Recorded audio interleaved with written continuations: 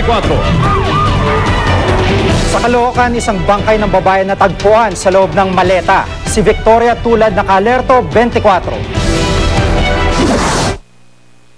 Nakapanty lang at t-shirt ang biktima ng abutan ng pulis na nakasilid sa isang maleta. May taas na 4'8" at ang edad, tinatayang mula 18 hanggang 25 years old. Ayon sa barangay, isang tricycle ang namataang umiikot sa lugar. Posibleng ito raw ang nag-iwan ng maleta. Laslas na sa leg at may tali pang itong kuryente, cord, nakatali itong binte. Yun ang kanyang dugo. Ayon sa mga saksi, dito nakita ang maleta. Samantala, sa banda roon naman, nakita ang mga ID at dokumento na maaaring gamitin sa pagkilala sa biktima. Ayon sa pulis, may natagpo ang papel sa ibabaw ng maleta. Ang nakasulat, "Huwag niyo akong tularan, manloloko ako." Meron ding larawan ng batang babae na hinala ng mga opisyal ng barangay, maaaring anak ng biktima. Kahit magtapon kayo dito ng basura sa amin, okay lang yan eh. But this time, yung basurang yun may kasamang bangkay. E paano naman yan? Hindi naman namin pwedeng pabayaan na magkaroon na lang ng inhustisya. Patuloy ang investigasyon.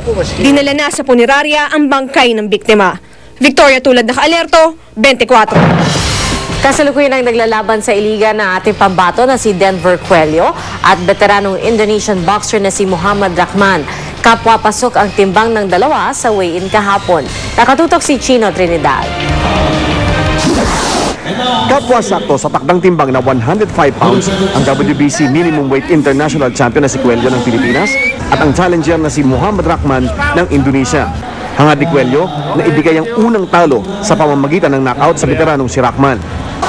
Galing sa simpleng buhay si Cuello, pero di naging hadlang ang kahirapan para abutin ang pangarap na maging magaling na boksingero. Mahirap lang po kami. Tuwing lumalaban ako, pista lang. Tuwing pista-pista ng barangay. Ang premyo namin, ang manalo 75, yung matalo 50. Ayun. Tapos gulpihan yun. Gulpihan yun, bugbugan yun. Sa sobrang tiwala niya na sa boxing matatamo ang ginhawa, hindi na hinintay pa ng tubong kabatuan Iloilo na matanggap ang kanyang high school diploma. Sumugal sa isang walang uwi ang biyahe tungo sa Maynila. Ang pamasahe ko is papunta lang dito. One-way ticket? One-way ticket lang ako. Kasi ang manager ko, yung mama ko at saka papa ko, natural mahirap lang kami. Parang alam nila, pagdating ko dito, tanggapin ako. Di sana tatanggapin ng kapwa Ilonggo na tumatayong manager na si Aljong Haro Cuello. Di raw kasi makapaniwala si Aljong nais magboxing ng binatilyong 5'4" ang tangkad at tumitimbang lamang ng 93 pounds. Si Haro na mangilang beses nang iniwan ng kanyang mga boksingerong inalagaan at hinasa ay tiwalang iba ang pagkatao ng madasaling si Denver. Ibang mga boksingero kasi akala nila nandoon na sila, nasa taas na sila, so yung tinatawag na nakakalimot. Si itong bata na to talagang nasa akin lang talaga, so lahat ng mga transaksyon niya, lahat ng mga umano sa kanya, dinadaan niya talaga sa akin.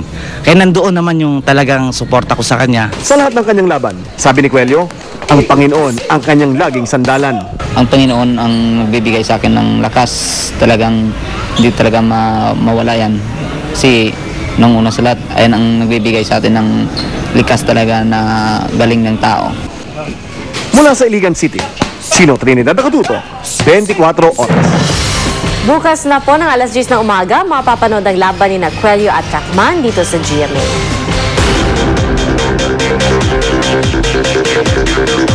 Isang fetus ang natagpuan sa tabing ilog sa Muñoz, Quezon City. Ayon kay News Cooper Marieta Almoguera, nakita ito ng mga street sweeper. Nakabalot pang fetus na lalaki at nasa tinatayang 6 na buwan. Agad itong dinala sa simbahan.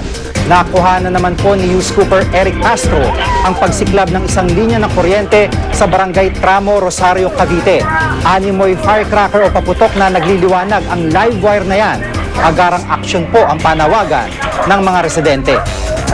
Isang di pa matukoy na uri ng ibon ang nakita ni News Cooper Henotiva Mariano sa Bacoor, Cavite. Natagpuan niya itong nanghihina sa kalsada. Nais niyang ibigay ito sa mga eksperto upang maalagaan. Gaya po nila ay pwede rin kayo magpadala ng mga video at litrato ng mahalagang balita.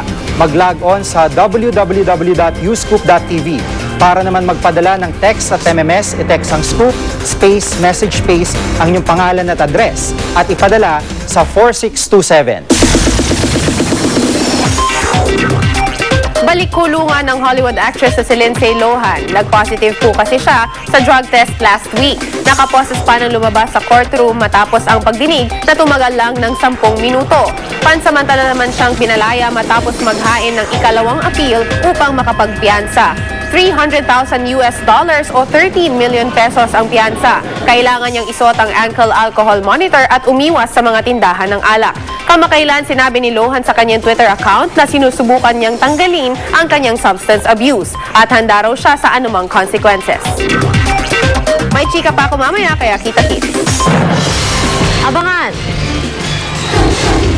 Kamustahin ang Provident Villages sa Marikina, 1 taon matapos ang balusin ng Bagyong Ondoy.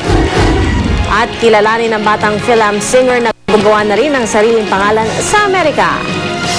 Tutok lang dito sa 24 Oras.